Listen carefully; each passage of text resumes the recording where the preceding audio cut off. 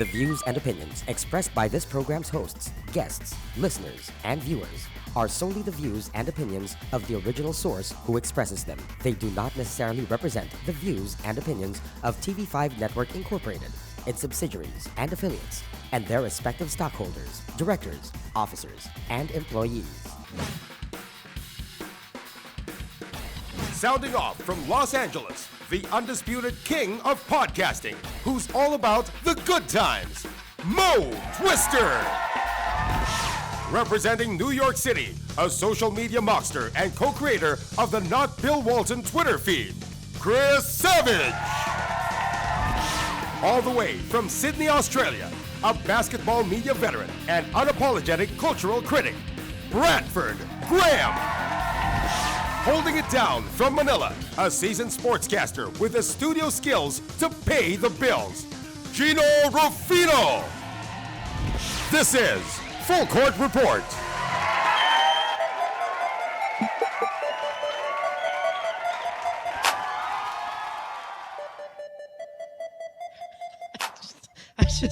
I can't stop laughing about this background song, Lollipop, because I know I said we were going to change it, but now I feel like it's becoming part of our identity. So welcome to the Full Court Report. We are four guys in four cities all over the world giving our points of view on NBA basketball. Hold on, let me cut it out.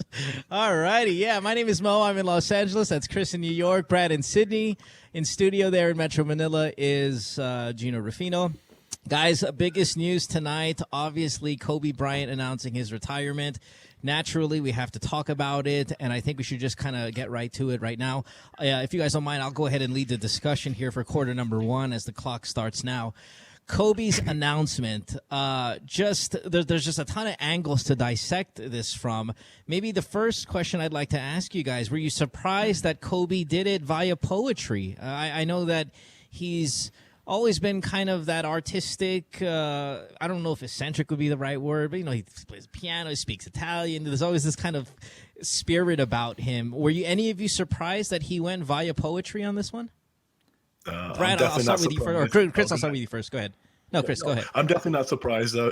Kobe has proven to be kind of a eclectic, different dude. I did appreciate when he did finally join Twitter, even though I kind of went at him a little bit myself, that he talked about different interests that he had. So I'm not too surprised with that. It would have been a lot better if he started maybe playing a song file of Boyz II Men, End of the Road, or maybe we should have opened the show up with that instead of Lollipop, because it really is the end of the road for him. But I'm not surprised with the poetry thing. He's no Shakespeare or Maya Angelou, but it was a cool thing. Yeah, but let's talk about let's break down the poem. I mean, not really the line for line here, but the was it well written? Like, yeah, you say he's no Maya Angelou, but was it a cheesy poem, or was it better than most guys would have been able to do? It wasn't better than you? Most guys at all. Listen, he put himself out there. I got to respect that a little bit. He did it in a different way, but it wasn't good. Any rhymes that made you go, huh? Brad, I want to ask you, and before we get to the Kobe holic here, which is Jinno, I want to ask you, Brad, what did you think about him going after a poem? I actually just kind of expressed it's such a huge decision in such a legendary career to go poetry. Right. Well, I think the thing's a little convoluted. I'm not too sure it's the best sort of way that he could have made the announcement. Mo, I know you and I were sort of talking, prior to the recording about this. Is it surprising that Kobe chose such a sort of, different avenue to make the announcement? No. Did he do it in sort of in a way that's, what he would deem to be artistic, even though I'm sure no one in the poetry field would deem it to be artistic? It's one of these sort of strange things where, he really wants to sort of be considered in the same class as Jordan. Jordan would never sit down with his agent and write poetry. It's just not one of those things that, the greats of the game, if Kobe wanted to release a poetry book once his playing days were over, look, I'm sure that would be well received, but to sort of sit down and to go ahead. And I mean, look, he made the documentary about himself. I'm sure he's going to write, numerous books about his times and travels. Look, I just don't know who told him that poetry was a good idea. And I just don't know if this is going to be something that we look upon and laugh at in years to come, or if it's just going to be another sort of forgotten Kobe moment that, is loved by fans. But I mean, I don't think we're going to laugh at it in years to come. I think we might be laughing about it in a week when we kind of just, because right now we're all just, oh my God, we're losing Kobe. And then maybe tomorrow, like, did anybody realize he just wrote a poem? Yeah. One of the great careers. Remember, this is the same guy who dressed up as a pilgrim in some photo shoot, and no one's remembering or forgetting that. So, there's a lot of things that I think we'll remember about him that's a little weird. I think that GP's what if he went out singing? Much worse than this one, though. That spread with that white scarf on his head or whatever that was. I mean, that was bad. Man, that was bad. What was that? I don't think this is too bad. I mean, the poem itself was nothing great. Maybe a grade 5 student could probably wrote this thing. But I mean, I don't mind it. I don't mind it at all. I'm more shocked at the timing. I just never thought that he would, this early, a month into the season, say that he is going to indeed not coming back. I thought that he was just going to play out his contract and then just continue and just walk away from the game without any fanfare. But do you think that maybe it's a reputation saver, Jinno, yes. just because things have gotten so bad for Kobe right now, and it's kind of humiliating the way he's playing that maybe to save a little face? Kobe was never going to go quietly into the night. He was never going to go quietly. So this is just another example of Kobe turning the spotlight on him and trying to milk every last little ounce of fame that he's able to. But with the timing, though, with what Jinno said with timing, is it? I want to ask: is it something where every opinion about Kobe right now is a negative one, at least prior to this poem? I think, and this is going to save a little face. I think everything, everything about Kobe and the Lakers at this point has been negative, and I think he kind of the timing of this is kind of a little bit taking that negativity a little bit, at least. Lifting it a bit for the meantime. I know it's not going to last. Yeah, but Jinno, it's not like he's written this poem over the weekend. I mean, this feels like it's kind of been weeks in the making. Because there's no way he went to dinner on Thanksgiving weekend and between drinks. Well, I could have wrote this on tissue paper. I mean, like we said, it's not a great poem anyway. I mean, it should be toilet paper because you need to throw this out right away. He could have been sitting on the throne and this popped. Right, but I'm saying, I guarantee you, he's had this on his laptop for weeks. He just didn't know when to push the send button so his agent could, actually send it off to Derek Jeter's website to publish it. It just seems like this thing has been sort of on his mind, or at least in the works for some time, because nothing Kobe does is ever sort of done without calculation. I mean, that's just the kind of guy he is. So do you think, Brad, that the timing was calculated? That, okay, right after Thanksgiving on a big weekend like that where, a lot of things are going on, that I'm going to try to slip this in there? Or is it what Jinno and I are kind of thinking? Well, I think it's just because he's just coming off some awful games. And I think now better than ever. This card has been in his sleeve for maybe a month or two, and I figured he must have gone to training camp knowing that this was a possibility, only now it's been so bad and he's stunk up the room so much that he's decided, you know what, I wanted to avoid the farewell tour. I didn't want to be Derek Jeter, but I'm going to go ahead and just pull the plug, tell everyone I'm leaving, and then let them shower me with praise for 9 months so that I can at least ride off into the sunset knowing that, I'll be viewed in the same way that Clint Eastwood is and all the other sort of classics, heroes of Hollywood. Okay, you brought up Derek Jeter's name. Now, this is Derek Jeter's website where Kobe decided to give this kind of announcement.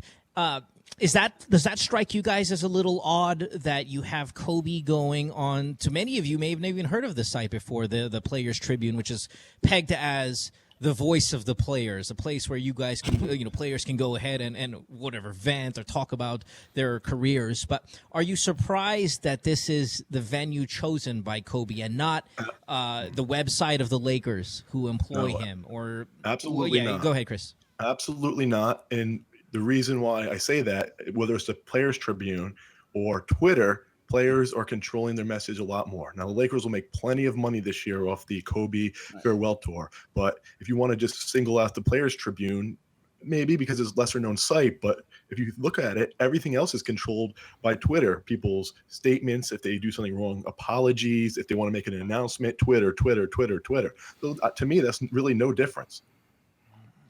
Is there a business angle to this site? Like maybe a friendship between him and Derek Jeter, and Jeter going, wow, you know what, this would be massive for me. We see Floyd Mayweather do this with his Shots app.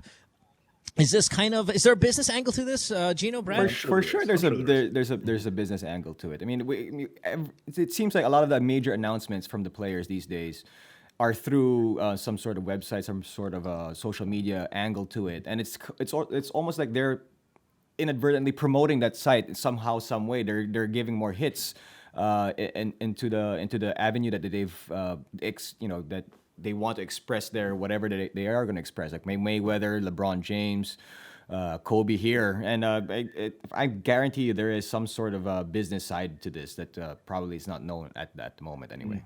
Yeah, but when LeBron made his announcement to return to Cleveland, he sat down with Lee Jenkins from Sports Illustrated. They both, you can how much LeBron co-wrote that essay, I'm not sure, but it was at least delivered on a platform that was national, that was recognized, that is respected, that's been around for a very long time.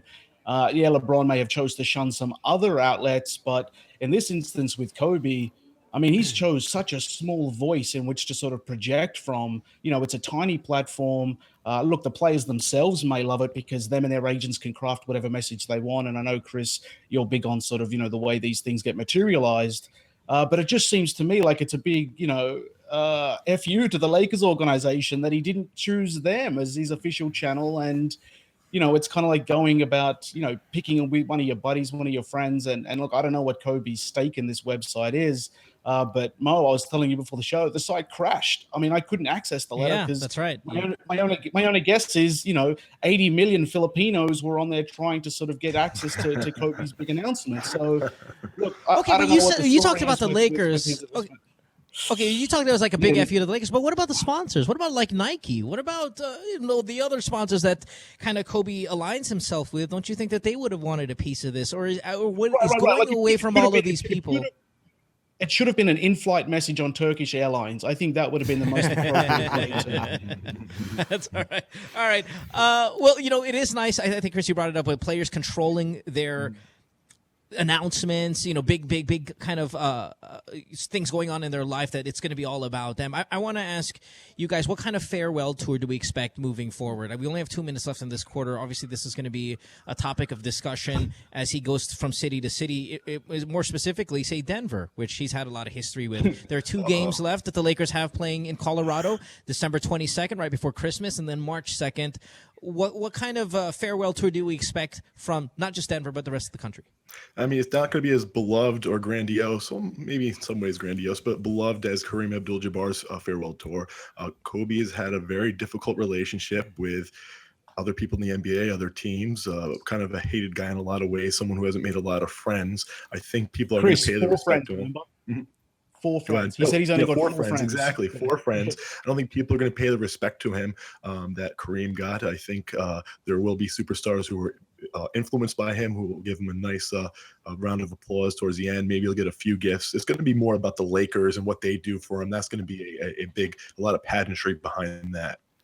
But hasn't he done enough in his career for people to kind of separate the basketball and the ability or the inability of Kobe to have friends, whether it be in cities or teammates? Isn't it just his personal achievements enough for everybody to just kind of applaud him, Denver included? I think teams are gonna applaud. I don't know about Denver, but I mean, you look at the way the Madison Square Garden fans basically showered him with applause, and I think that's gonna happen even in Boston, even in Philly.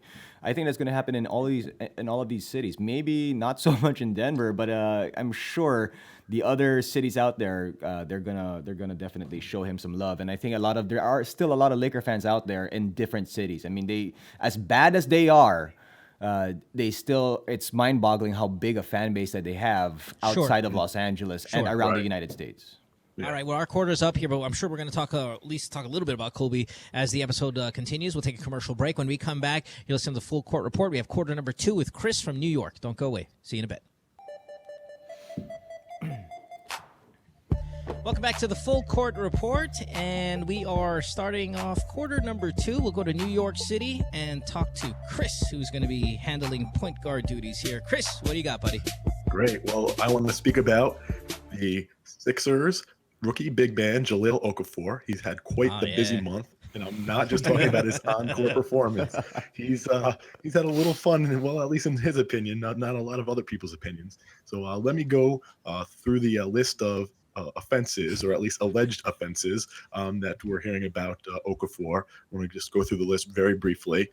In October, came out that a heckler pointed a gun at Okafor's head outside of a Philly nightclub. Now they're talking about a couple weeks ago, 3 weeks ago, he was going over the Ben Franklin Bridge from New Jersey to Pennsylvania divider at 108 miles per hour. Yes, 108 miles per hour, about 40 miles per hour over the speed limit.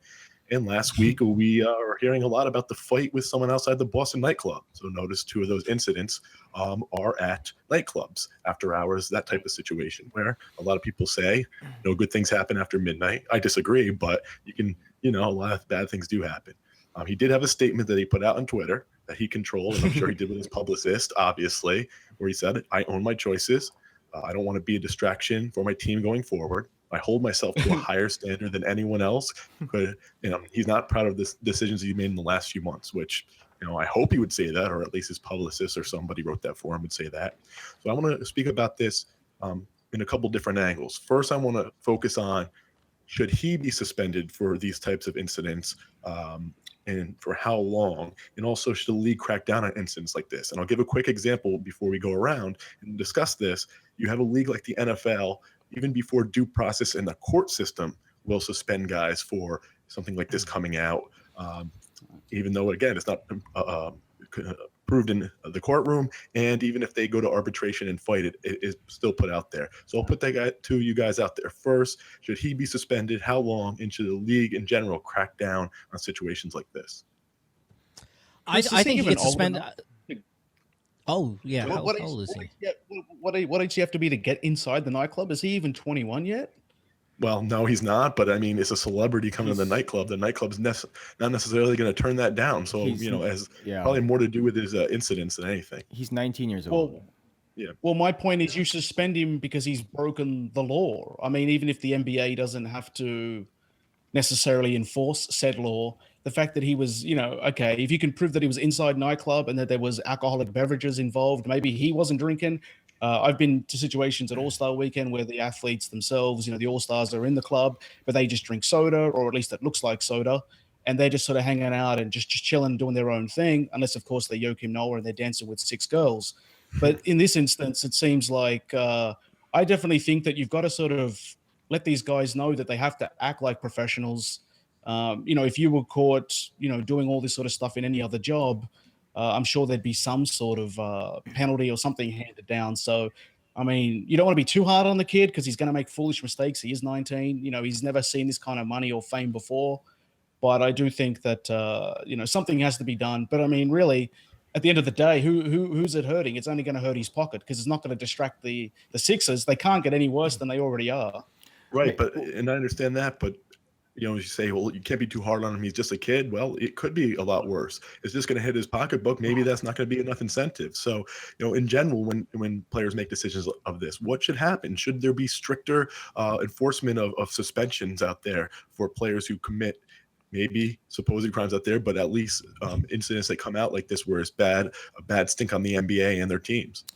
Yeah, I don't think he's just a kid either. I think he's an adult. Right. At 19, 20 years old, he's going to be treated as an adult. He decided to get into this into the draft and to be drafted in a professional league, and you have to act like a professional. He's been caught on video using profanity laced racial slurs and all that good stuff, and in a fight.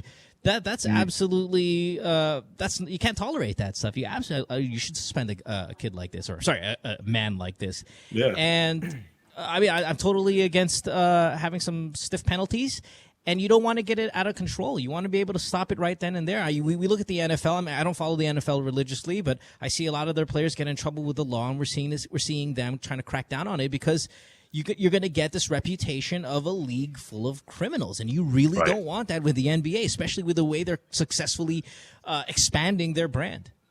Right. More so with this league because it is based around superstars. So a superstar goes down with an injury. That's a big thing to really hurt the brand. So the next piece I would say is you could sit these kids in a room before the season starts, or men, as you say, Mo, because they are, and they're getting $1 million contracts, but you can sit them in before their rookie season and say, hey, don't do this. You can get trapped by doing this. Watch out for this. Don't go to clubs unless, it's a more protective situation. You have security. They're going to only listen to that so far. And the NBA can only crack down with suspension so far, though I think they could be a little stricter. So what's the responsibility of each team from an oversight standpoint, I'm not saying necessarily curfews, but an oversight standpoint of watching over these players, especially when they're just getting into the league? Well, don't you think this is where veteran leadership kicks in? And this is what, say, the Philadelphia 76ers lack. Yeah. Right. I mean, if you have... But what you need here is you need one of their future draft picks to monitor him, because that's all they've got. That's right. No, exactly. No, I mean, this is where the older guys, the veterans, they come in, and maybe they have their own penalty system as well, where they go, you mess around, your ass in my hands. They're going to do something about it. And that's the problem with the Sixers, though. I mean, you're right. They don't have that veteran leadership. They don't have that guy. I mean, there's nobody there that's going to guide these kids or young men into their young NBA careers. And I think that is a little bit of a problem, and I think the team has to do something about it before it gets out of hand. I mean, he is 19 years old. He will make mistakes. It's life. It's life experience to go through some of these things, and he's got to learn it somehow, some way. So this is his way of doing it. How much of this though feels like it could just be him acting out because the team stinks? He knows the whole year is going to be dreadful on the court, and therefore he's just enjoying life that comes with NBA fame, versus like actually being somebody that's of Dennis Rodman ilk, which is a real party animal. Like, I don't imagine he's, living like Iverson did in Philadelphia. I imagine Okafor is just out there trying to sort of do what he's never had the ability to do before, which is get into clubs, be treated like a celebrity, drive at 100 miles an hour down the freeway in your sports car thinking that the law can't touch you. But wasn't he a bigger celebrity in Duke than he is in Philly? I mean, I guess, which is something else I want to get to. But I mean, there's no. I want to stay on this point though. There's no veteran leadership in Philadelphia. So in those situations, we talk about there should be oversight. Well, what should these front offices do? I mean, does it come down to as strict as a curfew, where these players have to check in when they're first year in the league? Well, I mean, what kind of oversight can they give if there's no veteran leadership? Well, the thing from Mike's. Go ahead, Mo. Go ahead. No. You go first. Oh, no, I was just going to say that from my experience on the road, the teams often do have self-enforced curfews. Players can't leave their hotel rooms after a certain time, and, they try to do things. What's interesting, though, is you get more and more front officers, managing things like players' sleep, and they're intruding the privacy of these players' lives outside of work. So to, I guess, in a roundabout way, answer your question, Chris, I guess the front officers need to just put some sort of device on these players, and watch what they're doing, because so we're stepping on your privacy, but let's take away some of your freedom. Yeah, let's take away some of that. So it just comes down to, I guess curfews is what you're saying, Brad, that they already have on the road. It clearly didn't work in this situation in Boston. But if he's at home in Philadelphia, it's like the whole thing with, like, if you have a party at your house and something happens and it wasn't actually work related or inside work hours, you don't have to play in the NBA for that to be a problem. I mean, it's almost like you can't restrict these guys from having a life if they choose to have one outside of basketball. Right. And in some of these instances, the driving incident's his fault, but some guy pulling a gun on him at a club, that had somewhat nothing to do with him. I mean, unless he asked the guy to, arm up and threaten him in some way, it's almost like it's just wrong place, wrong time. And that's a little harder to police in some way. Yeah, but the thing what Jahlil should do is that if you get a gun to your head, if I were you, I wouldn't be going out to any nightclubs, for the rest of the year, especially in the start of an NBA season. He can afford armed security. So, I mean, I think the best way to go about it is just to remind these guys that, okay, yes, you're rich, you're famous, you're popular, you're all that good stuff, but you can be 10 times more of these things if you control yourself. These sneaker companies are not going to give $100, $200, $300 million contracts to guys who have a reputation of guns being pointed at their head or driving 108 miles per hour on a bridge that should be 40 miles per hour. All of these kind of off-field issues will hurt you in the pocket. So whatever baller status, money, rich status you have now, you can be way more than that if you just check yourself. And look at these other guys. Look at these guys with the $200 million sneaker contracts. It's because they carry themselves well. And if you want to be that, and you can be that, Mr. Okafor, Check yourself. I don't Well, I think- quickly Mo, want Mo, to move to. Go ahead, Brad. No, I was just going to say to finish up, it seems like the incentive here in sort of the way to change behavior of these young guys is it's more about threatening to take it away, not threatening what they're going to not gain. It seems like if you tell him that he could lose his NBA contract and he could lose, everything that comes with that, then I feel that's a more powerful way to get these guys to sort of stay in line and respect the brand that is the NBA for everyone involved. It's not going to stop him from going to a club and trying to enjoy himself and being 19 years old, 20 years old, 21 years old. I mean, he's not going to stop doing that. I mean, these guys sometimes really look forward to that more so, especially when they're on the road, more so than playing the actual game. Especially, I guess, if you're playing for the Sixers. I mean, that's just Right, where you're looking for inspiration somewhere else. There's one thing I wanted to get into. We don't have much time to do so, but I also think there's a issue with the maturity of these kids coming out of college, or these young men coming out of college so early. Now it's one and done before they can come right out of high school. That was more of a strategic money move by David Stern to, kind of prop up the NCAA and I'm sure get a little bit of a deal going there. But now I just don't think a lot of these players are mature when they're coming out of college. They have every right to start earning a living. But I do believe the lack of maturity by not staying at college in a college program is absolutely hurting. That's a very good point. I don't know how you guys feel like that, but I really feel that's a big part of the issue here. Absolutely. No, I agree with that. Yeah, I think I agree with that. Hey, listen, we only got about a minute left here in this quarter. Real quick, Chris, let's try to make it about Kobe, man. I know you hate talking about too much Kobe, but let's do one thing from you, man. Give us something. Okay, so Kobe Bryant, I'll just shift over to he's a no-doubter Hall of Famer. He's going to go in first ballot, and if they could elect him in next year, they'd put him in. There's no question about that. So what I want to do is get to maybe guys, tweeners a little bit, who have had good careers, who may be Hall of Famers, maybe not. So I'll go to each one of you one by one. I'll just give you one name each, and you tell me if they're a Hall of Famer. So I'll start with you, Mo, and I'll throw this out to you. And if you need supporting stats, Chris Bosh. Hold on. Let me Hall of Famer and why. Let me call timeout real quick because we ran out of time, so we can give a little bit of time here. Chris Bosh, I would say no to Hall of Famer. I know there are some guys out there that play second or third fiddle that can get into the Hall of Fame, like your Rodmans and your Pippins, but I don't think he has the resume yet for it. Maybe another chip or two, and we can have that conversation, but right now, no. Okay. Jinno, I'll go to you next, and why don't you tell me if Vinsanity is a Hall of Famer? Ooh.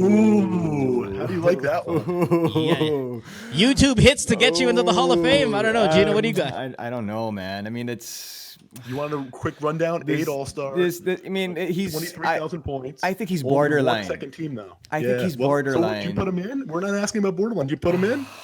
I mean, Dominique. Come on, you're on the fence. How's the fence feel sitting on it? I mean, put it this way. In this day and age, he will make it. But I mean, if you were talking about maybe during the 80s, maybe even the 90s, I don't think he makes it. So he makes it. Okay, so you're saying he makes it. He makes it. I'll go to you next. I'll go to you next, Brad, and I will say Manu Ginobili.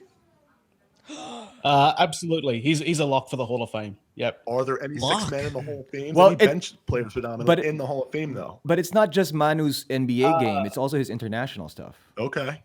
Good answer. Good enough.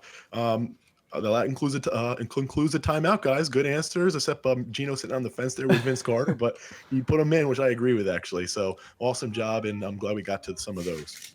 How dare you not give me Pau Gasol? But I think that was strategic as well. I didn't even touch that. It would have been too easy. Pau is 100% sure to make it to the Hall of Fame. Said the Laker fan. Yeah. And let me just add this. Because Jinno jumped in for me, so I'm going to jump in for him. My bad, Brad. Vince Carter's a lock, and anyone who says otherwise doesn't know basketball. That's why I didn't ask Brad. That's why I didn't ask you, dude. I already knew your feelings on Vinsanity, like Mo on Gasol. That's right. All right, let's take a break. When we come back, we have our halftime show here. You're listening to the Full Court Report. See you guys in just a bit. Don't go away. It's halftime at Full Court Report, and this is the time where we move away from basketball, and today's topic is guilty pleasures. Now that will be whether it's a movie, a band, a song that we like that no one would expect that we like based on our personalities. So we're going to go around the room and we're just going to air out our guilty pleasures. Nothing held back here, guys. We want to know whether it's a song that you sing in the shower and only in the shower and no one else knows. Well, now everyone who actually listens to this podcast and downloads it will know that. So Mr. Graham in Sydney, Australia, the pop culture maven. I will start with you, Brad. What do you got for me? Well, after last week's show, last episode where I announced that Outkast had the best anthem, I'm going to go and do a complete 180 here in terms of sort of musical styles and say my all-time favorite guilty pleasure is Norah Jones. I love that woman to death. I'm going to spend the rest of my life trying to score a date with that girl. I could have her serenade me with songs. And you know what? The funny thing is, you want a guilty pleasure? I go to sleep each night listening to Norah. So there's my guilty pleasure. Just listening to her? Well, yeah, just listening to her. Now, it wasn't usually her father me after a long Her day. father's a famous musician, right? I don't have any alone time with Nora. Sorry, man. That's still saved for Winnie Cooper. Right. Now, her father's a famous musician, right? Ravi, what's his name? Ravi Shankar is a sitar player. Yeah, that's her father. Yeah. Absolutely. Yeah, that's correct. She comes from musical royalty. Any particular Norah Jones songs that you love? My favorite Norah Jones song. That's a great question, man. That's like, you know what? I'm going to use the cliche. That's like picking children, man. I love them all. I think her whole catalog is extraordinary. This is really a guilty pleasure for someone who loves Outkast. Yeah, man. All right, this switches it up. Yeah, cool, man. So, Jinno, I'll throw it over to you, my man. What do you got for a guilty pleasure? It's not really a specific artist or movie or anything like that. It's actually a genre of, I guess, entertainment, so to speak. I actually am a big fan of Broadway musicals and plays. Believe it or not, nothing specific. I mean, welcome to my world. Come on. In general, I mean, it's something as like the heavy hitters, like a Les Mis. I truly enjoy that. I've watched it maybe 4 times. Maybe 40. And then to something like Book of Mormon. I quite fantastic. That was fantastic. Great. Yeah, that's good. That's not really a guilty pleasure. I think anyone could love that. Yeah, and even off Broadway shows. I mean, I every time I'm in New York, I would go see a Broadway musical or a play or something or an off Broadway show. I mean, it's something that I really Jersey enjoy. Boys. You saw Jersey Boys, something like that. That new one, Hamilton, looks crazy. Hamilton looks great. Hamilton. I still haven't seen. As a guilty pleasure. I still haven't seen Jersey Boys. So I mean, there's a few there that I haven't seen yet. So unfortunately, I don't live in a place where that's readily available, or other's I'd be going more often. Yeah. Well, go get that Hamilton, man. Next time you're in New York, tickets are like $350 each. Though. Yeah, it's crazy. So, Mr. Twister, Mo, we'll shift it over to you. Listen, what do you got? We were talking about Kobe all day. I'm gonna go Kobe's rapping skills, man. I love this when he was With Tyra Banks? Yeah, hold on. Makes me weak, but I refuse to weep. Nope. When I sleep, I feel tears trickling That my cheek. Yeah. Come on, Kobe. Telling me move on. Yep. Fighting me. No, I'm doing the whole verse. Yours forever. Hold on. Beyond measure, pure as ever. Woo! Look at that, Kobe the rapper. Kobe the rapper. I can't deal with it. I thought at least say Shaq Fu next time. But wow. No, when that song came out, that was a Brian. Listen, I'm not listening to it now. It's just I'm trying to play on the Kobe theme of tonight. But you know when he did come out with that, and that was his little cameo verse in a Brian McKnight song. I was like, hey, Kobe can flow. Look at that. And he still flowed today with his poem. Down the waterfall for his career. Poetry, rapping, man. Kobe the man. No, I mean, okay, if there's a guilty pleasure, now this has nothing to do with songs or genres or anything, but I'm gonna bring it up here into the camera right now. This is such a guilty pleasure that it's with me all the time. Scented candles. I love me some scented candles, man. A particular scent that you like? This is the Diptyque Sapine. This is their holiday collection. I just got this last week. I love it. It's all around me. I burned these things. 60-hour burn time. I know this is a little bit of a plug for the company, but Diptyque candles, man, those things are awesome. That's a guilty pleasure. Scented candles. One of these episodes, I'll talk about my hatred for pumpkin spice everything. But today we're talking about guilty pleasures. And for me, and my brother and I, we grew up with around 2 older female cousins, and it's actually 2 movies, and they're on TV all the time. And it's Grease and Dirty Dancing. And not only do I love those movies, but pretty much every song that comes on, I sing You them. know the words. Whether I'm, Nice. usually when I'm alone, but even if someone's next to me, I'll probably sing it a little bit. And I don't know if you're a Grease fan. Oh, I love because it. of your love for Broadway. Yeah, I mean, a lot of people do, but the type of guy I am, people don't expect that from me. And just the knowledge I have about Grease and Dirty Dancing, people are a little, I wouldn't say shocked, a little scared that I know way too much about it. So The Dirty those two Dancing's a movies- little alarming. The Grease, I think everybody loves Grease. Grease is up there like with Back to the Future. I think everybody from at least our age, are going to enjoy that. But the Dirty Dancing is, that's a little. Dirty Dancing is so great, especially when she runs and jumps. Yeah, and jumps around. I know. I get that. It's fine. It's a Listen, fine Mo, movie. I'm just saying for Mo, you this to is what I be don't so like. in love with it. Mo, this is what I don't like. I'm going to tell you this once. Nobody puts baby in the corner. That sounds like something Jinno would say about Kobe. That's Oh, right. it's true, man. So right. so Brad, thumbs up or thumbs down on Dirty Dancing? No. As a guilty pleasure movie, thumbs up. But Grease being in the same category as Back to the Future, Yeah, or whatever that's- Mo I don't- said. I don't know about that comment one. Or is Star weird. Wars. No. Come on. No, Grease is fantastic. I put it up there with Back to. It's not better than Back to the No, Future, but I it's- I can't definitely put it put up there, but it's not a guilty. Back to the Future is explain not to a me guilty this. pleasure. It's just a great movie. You're the one that I want. At the end, You're the one. they leave. Oh man. What's No. that ending, man? Oh, we can go on and on, but our halftime show is over. I am putting it up there. I will, and I'll defend it, but we got to take a break. When we come back, we have our second half with Brad. I've already pissed him off, so this third quarter should be entertaining. yeah, you have. Don't go away. Back after this. Don't worry. I'll be burning some scented candles. Diptyque.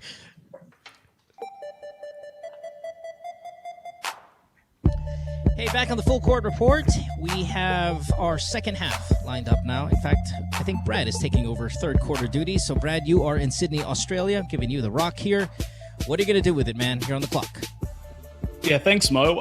I guess going into this season, one of the players that I had my eye on for a number of reasons was the Washington Wizards' John Wall. I think everybody sort of expected him to sort of step up and be a real sort of leader on and off the court for this Wizards team. But a month into the campaign, and they're 6-8, they're last in the division, which I think is surprising to a lot of people. Even Orlando has managed to sort of scrape together more wins than Washington. I think there's a number of things going on here with John Wall. And so I guess I wanted to bring his name to the table and sort of get some, other perspectives on how you feel about John Wall. Firstly, as a franchise player, because he's not exactly fulfilling franchise player duties. A good example of that being they lost to Charlotte the other night after they, Charlotte closed the game on a 25-2 run, which, doesn't sound like the sort of play of a leader, let alone a franchise guy. John Wall's numbers across the board are down, and I guess he's got some time to turn this all around. He's definitely left the door open for some improvement, and it's going to be needed. He's now bickering with his coach. He's not sure of when Randy Whitman's rotations. And so where do you guys stand on John Wall as a franchise player? And if he is the franchise player, how do you feel about Washington's prospects moving forward? I don't know if John Wall was ever a franchise type player. I remember thinking about this, when all these point guards, all these great point guards started invading the NBA, and I was thinking to myself, where does John Wall stand among the elite point guards in the NBA? And I always thought that he was a good point guard, but I always thought he also He was needed. the number one pick. I know he was the was number the one number pick. one I get, but I always felt like he needed something a little bit more to be a superstar. That I don't think there's something lacking in his ability and his I guess quality as a player. That I can't find that somebody like a So, Russell Jinno, Westbrook has or a Steph Curry. He's explosive. He's a great playmaker. I mean, he's averaged double-digit assists. He's able to sort of play traditional point guard duties and still get his own. Is there anything you think that he needs to add to his game here, or that Washington is desperately, in need of? I know they don't have Paul Pierce now. Is it just simply that John Wall isn't a closer, but that's what they need him to do? Maybe. I mean, before last season, he showed that he can shoot from the outside, which was kind of lacking from him early on in his career, and I thought that would propel him to a leader or a superstar status in the NBA. And then when Paul Pierce left, and we see what John Wall has produced this season, at least early on in the month of November. it's not quite where I thought it would be. I really thought that we would see him break through and become that franchise guy for the Wizards, but he's not there. And it's a little bit alarming for me if I was a Wizards fan, that he just can't seem to fill that role. He's kind of stumbled. He's taken steps backwards from last season. Last season was a pretty good one for him. So it's a little bit alarming because last season he had Paul Pierce there to kind of help him along the way, and now he doesn't.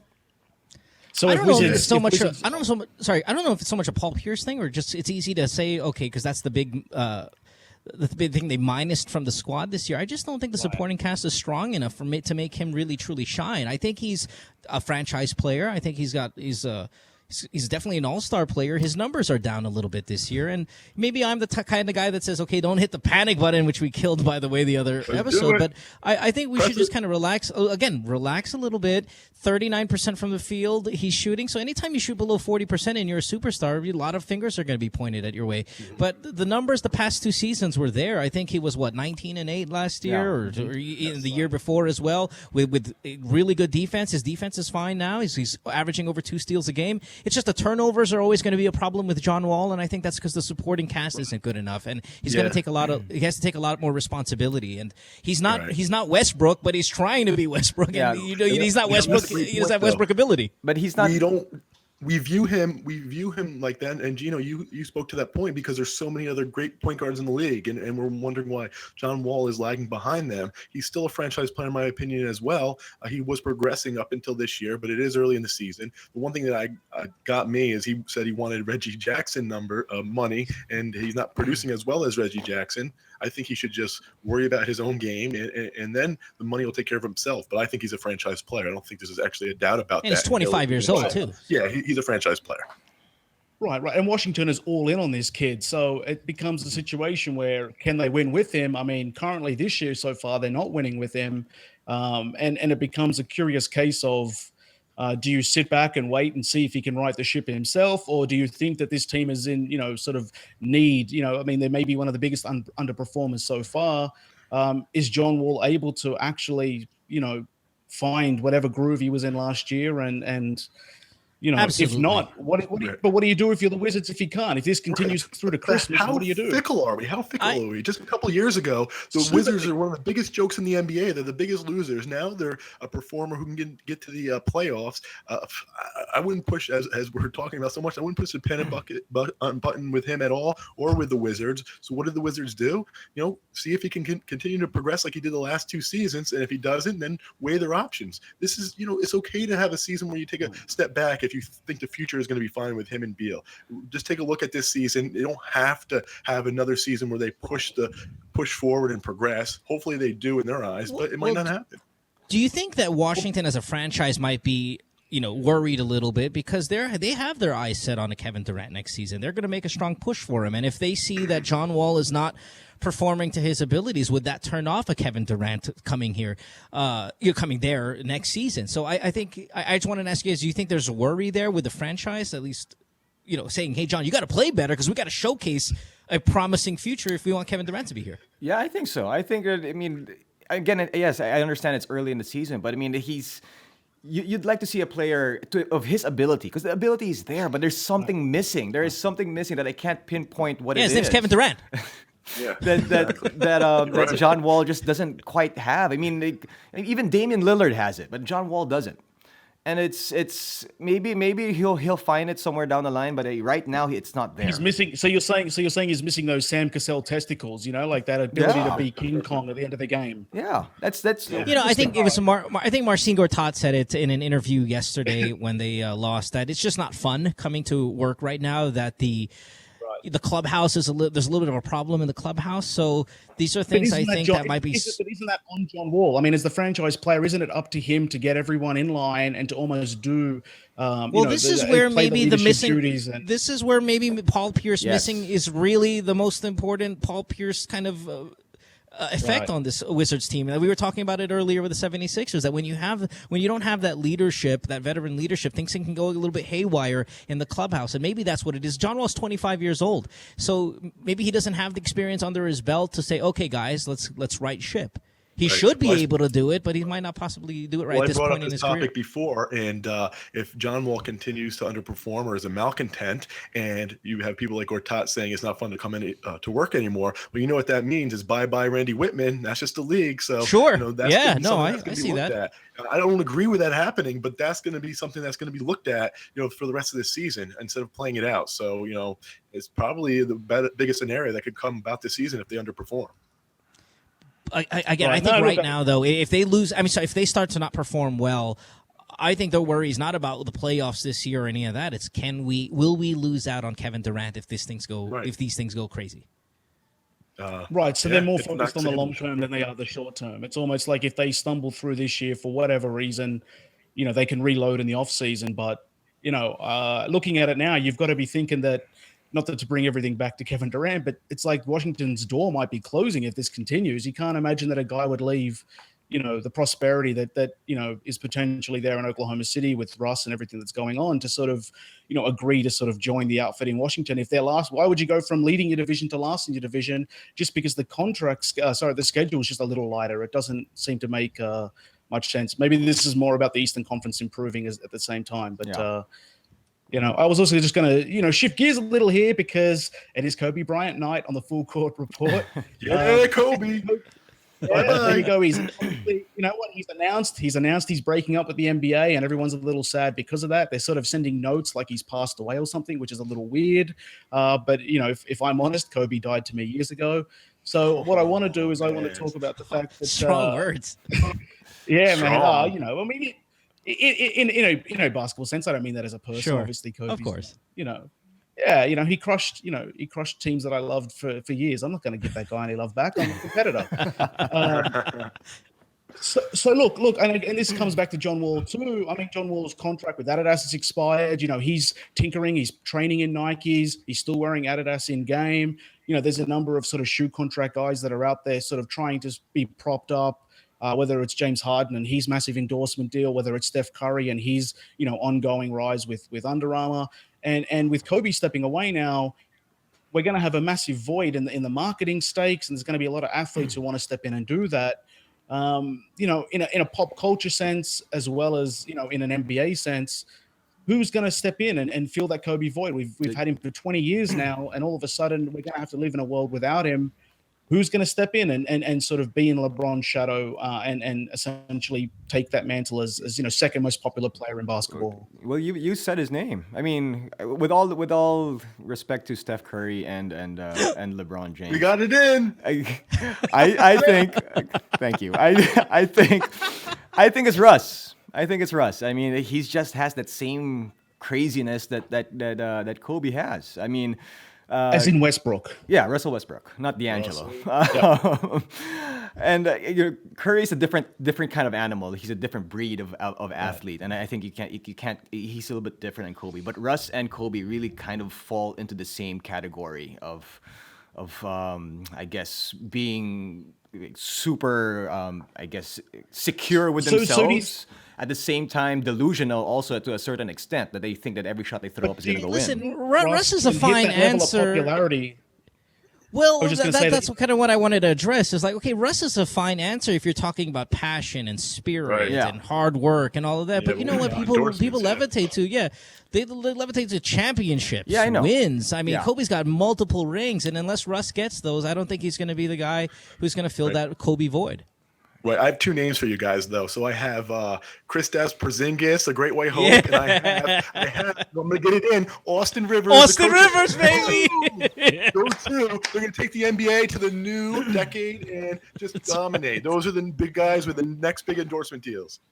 Hell yeah, no, I'm with you there. The NBA is looking for a new Darth Vader, and I don't think any of those guys are going to be it. So, Now, sorry, is there a Latvian man, but, Airlines? Is there a Latvian Airlines that Porzingis can be like endorse? How does that work? There you go. That's right. All right, that is the end of our third quarter. We will take a break. When we come back, wrapping up tonight's episode would be Jinno there in Manila with fourth quarter duties. Don't go away. It's the Full Court Report.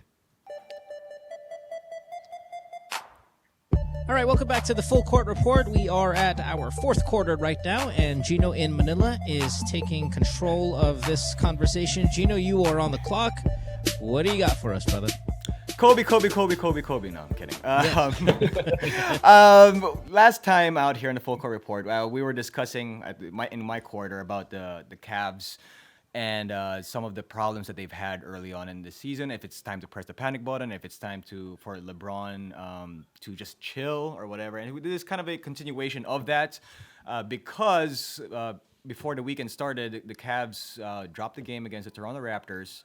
And then LeBron James and James Jones decided to call a players-only meeting after that. Now, after that game, David Blatt said that he felt like they lost that game because they ran out of steam because they had some players out and they just basically weren't healthy enough. LeBron said it wasn't an excuse, and hence the players-only meeting and so on and so forth. So I want to ask you guys, since that players-only meeting, they've had back-to-back wins. Well, against the Hornets and the Nets, and they've barely won both games. So did the players-only meeting actually work, or is it just not time to panic in Cleveland because it's November and they're still number one in the Eastern Conference? And that they at least at the time of the players-only meeting, they're missing 3 starters, and which is on their team. Which is what Blatt said, and LeBron said it's not an excuse though. So I just find LeBron to be slightly dramatic at points at certain times, and especially now, yeah.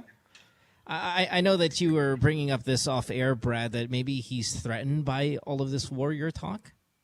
Is that he's paranoid? I think paranoid's the best way to describe it. I mean, he can't help but notice that all the attention's not on his team, and that when it is on his team, it's only highlighting the faults rather than sort of celebrating, or I guess from his perspective, it's they're going to lose touch with Golden State if they're not careful, and that's the measuring stick now. And he's spent 4 years being the measuring stick, and now all of a sudden it's been handed over to someone else.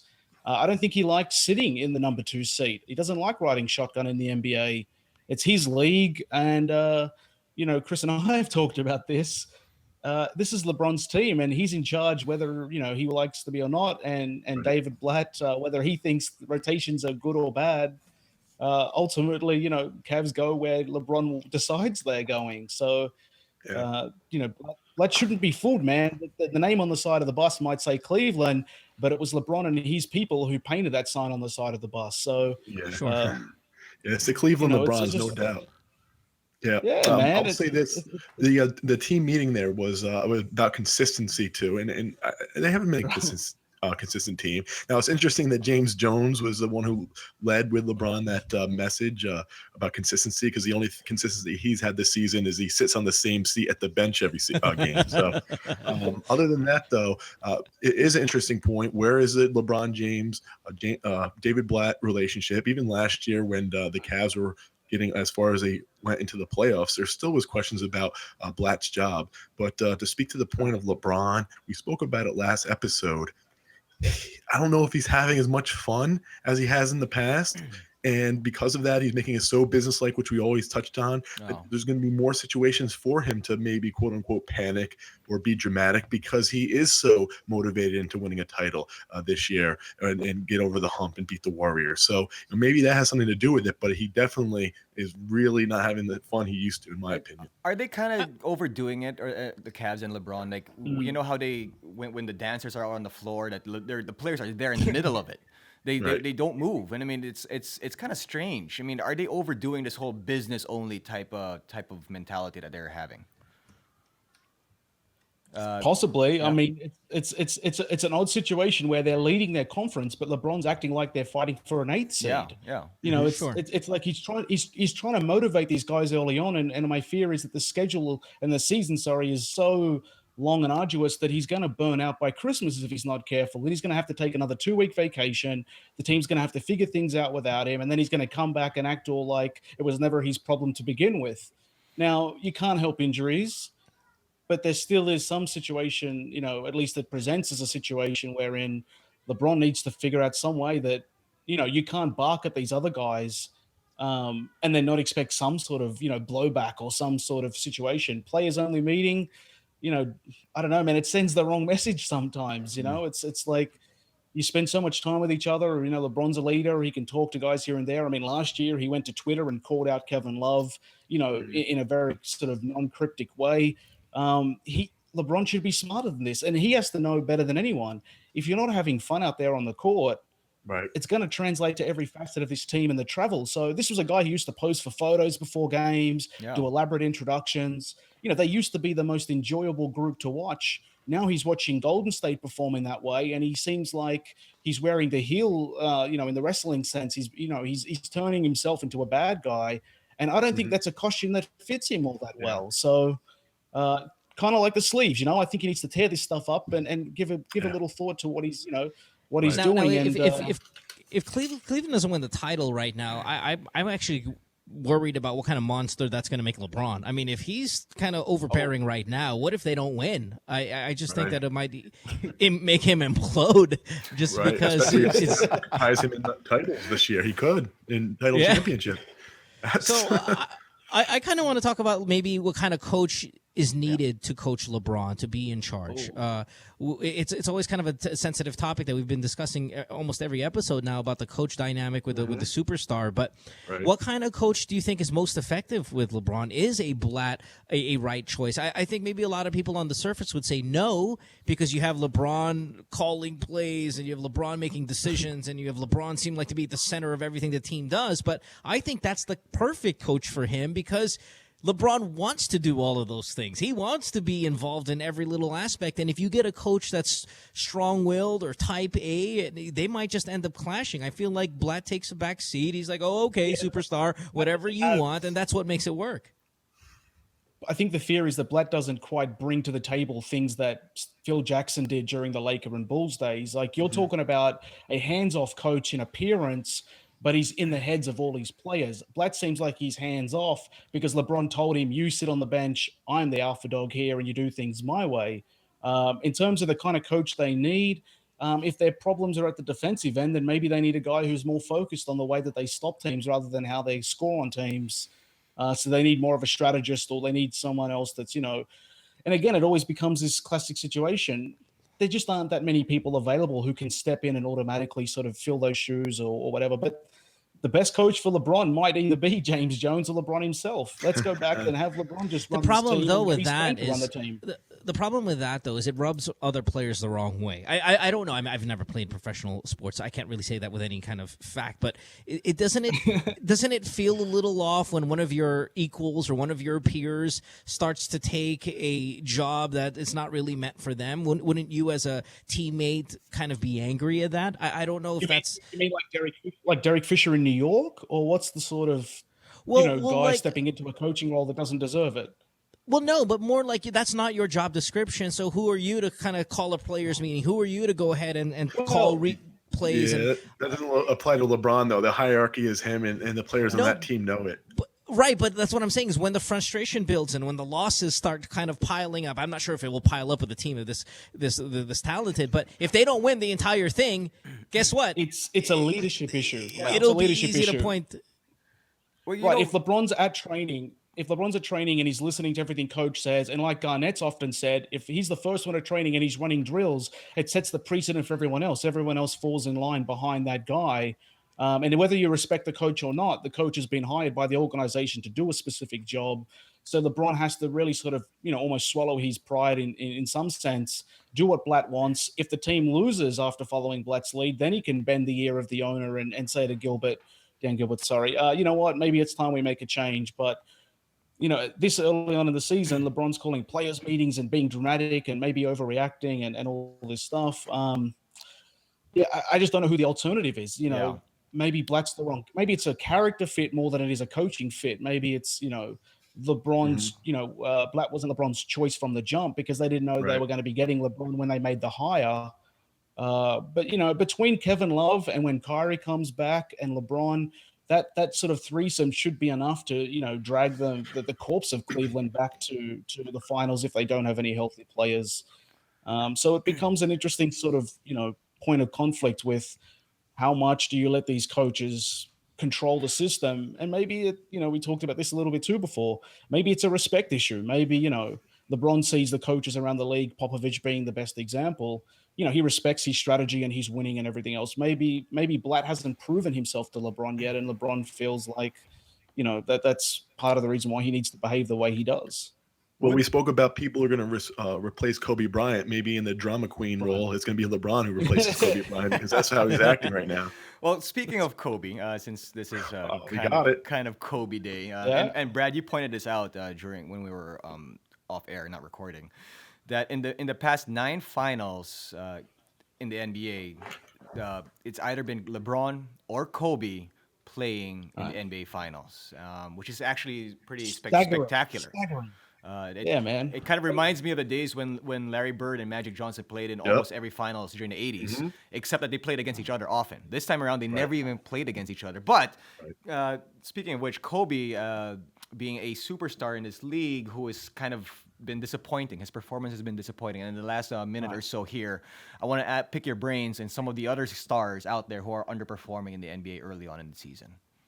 You guys have any names? Anybody that stands out outside of Kobe? Obviously, his numbers aren't where Kobe Bryant numbers are supposed to be. Chris, how about you? Well, Yeah, I mean, not necessarily stars. I think all the stars are come close to playing at the level that they used to. We already spoke about John Wall, but 2 players that have really concerned me. And I know he's a little banged up, but even to start the season was Jeff Teague. And the other one for me is, I brought it up in a past episode, is Danny Green. I mean, he's just atrocious this year, and he needs to get back to a level where he has some more consistency. So those are the 2 that really jump off at the top of my head. All right. I was going to say that the big off-season acquisitions, some of them haven't played out over the first month the way we might have expected. And for me, Houston made such a big deal over, acquiring Ty Lawson and how that was going to free up Harden and how it was going to make play easier for Dwight Howard, more alley-oops, and there was going to be a completely sort of revolutionized strategy down there. But yeah, Lawson is just putting up awful numbers. Doesn't seem like he's worth the money. And if there's one person who, for my money anyway, doesn't seem like they're fulfilling their contract, then it's Lawson. But I don't know what you do with him either, man. Like, Right. I think you have tough situation in you Houston. You might have Really to write tough. that out. Mo, really quickly, how about you? Nerlens Noel, kind of off the top of my head, Oh, is yeah. a big disappointment. He kind of, well, time's up here at the fourth quarter, but quickly, just Nerlens Noel and a little bit of Anthony Davis, just because I think the injury prone and or soft. I don't know which label he is, injury prone or soft, but he's putting on some great numbers, but not what I expected. I think he's already played himself out of the MVP conversation, which he was very much a part of in the beginning of the season. All right. Cool. Well, there we go. Let's take a break. When we come back, we have our overtime segment here on the Full Court Report. Thanks, Jinno, for the 4th. And we'll see you guys right after this.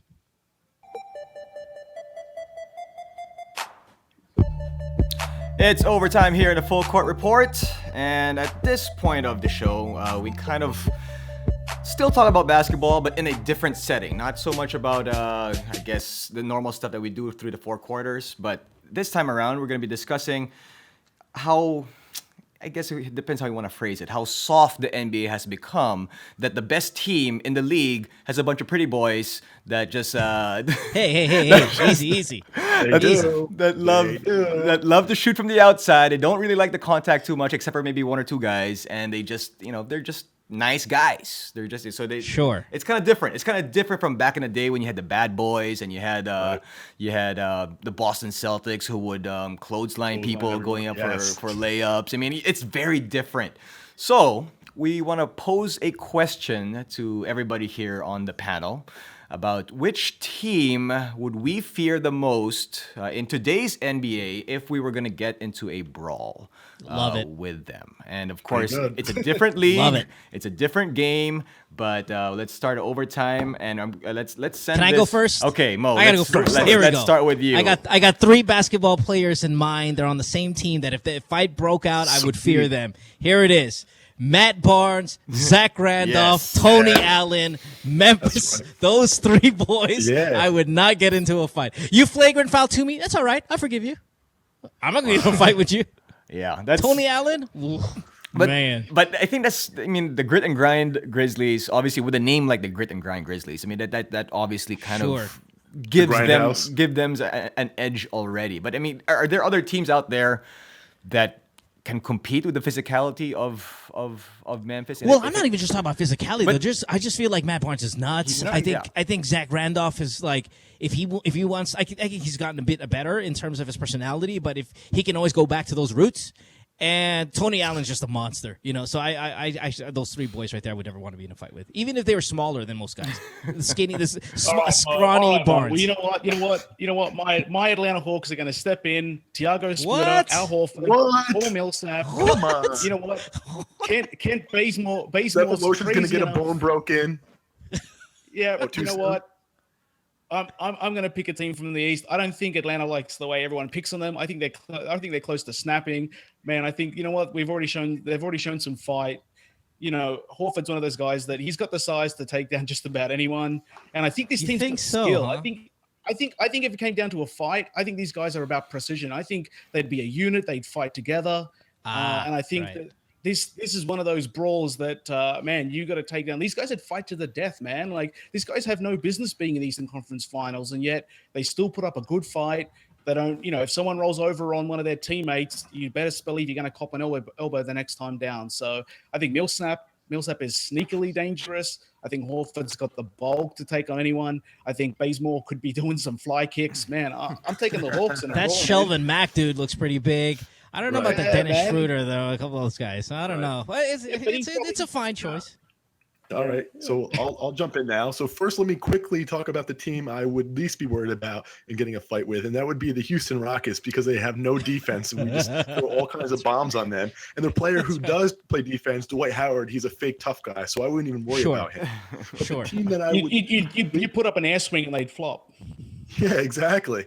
So the team, though, that I would least want to get into a brawl with, and follow me on this one, is the San Antonio Spurs. And the reason why is I think Coach Pop would have them in great precision, perfect system of fundamentals of how they're fighting, sub people in and out, great armbar technique. He would just have everything down to a T and get everyone coordinated, the perfect type of gang fighting. I think the Spurs. Imagine getting punched by the size of fist that Kawhi Leonard has, that big hand, all of a sudden it's a big fist. Exactly. Incredible Hulk fist. But Pop would be standing in the background. Okay, now you go in. You three go in right now, and you fight, and make sure you armbar, you do rear naked chokehold, and you go for the just a straight up tackle. It'd be so street fighters aren't that good. It's right. Because your point, Chris, is they're like military fighters. They're not even real brawlers. They're just military guys.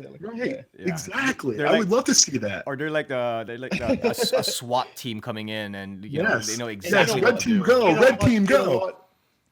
While you're in a brawl with the Spurs, Tony Parker would be off sleeping with your girlfriend. That's right. So just a little icing on the cake. Be careful. Gino, who do you got? I would go with a team that even though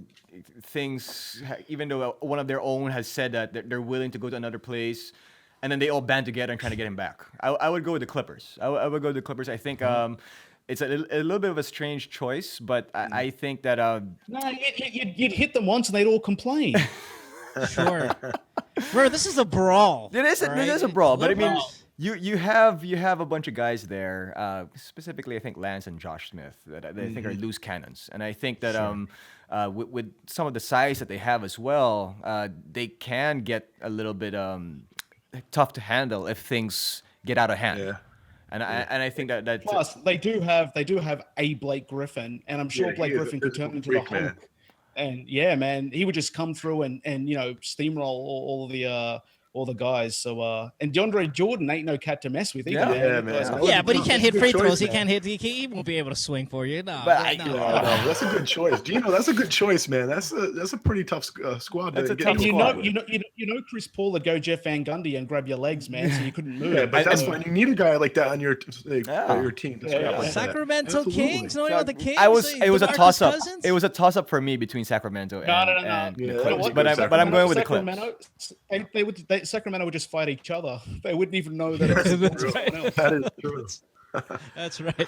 All right, that's it for our overtime. We play these kind of little mythical, fight stories that we do as a child, but they're always a lot of fun. I want to thank everybody for listening to our show tonight here on the Full Court Report on a big night in basketball, obviously with the Kobe retirement announcement. But we'll see you guys again come Wednesday night, U.S., Thursday, Australasia. So for Mo in L.A., how about you guys? We just go around and kind of just throw our little social media handles out there. Chris, why don't you start off over there in New York? As always, at Not Bill Walton, follow. I got some good stuff to put out in the next couple weeks as the season. A lot of Steph hate on your feed the past couple days. What's all that about? It happens from time to time. really quickly, I heard that MJ to Steph comparisons, it had to happen. It had to happen. Sorry, guys who hated that, but you'll see a little more of that coming up in the next couple of weeks. Not specifically Steph, but, little point counterpoint with my followers. So continue to follow. Thanks, guys.